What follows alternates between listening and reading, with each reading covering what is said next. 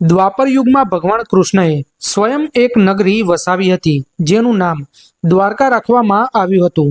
આ નગરી ભગવાને ગુજરાતના સમુદ્ર કિનારે વસાવી હતી, પરંતુ જ્યારે ભગવાન કૃષ્ણનું મૃત્યુ થયું હતું ત્યારે આ દ્વારિકા નગરી સમુદ્રમાં સમાઈ ગઈ હતી.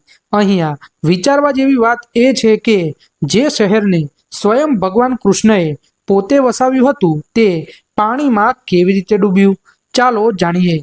જ્યારે ભગવાન કૃષ્ણ દ્વારિકા નગરી વસાવી રહ્યા હતા ત્યારે તેમને સમુદ્રદેવ જોડે આગ્રહ કરીને નગર વસાવવા માટે થોડી જમીન માગી હતી અને સમુદ્રદેવે પાછળ હટીને ભગવાન કૃષ્ણને જમીન આપી હતી, પરંતુ તેમણે એક શરત રાખી હતી કે જ્યાં સુધી ભગવાન કૃષ્ણ જીવિત રહેશે ત્યાં સુધી જ આ નગર રહેશે.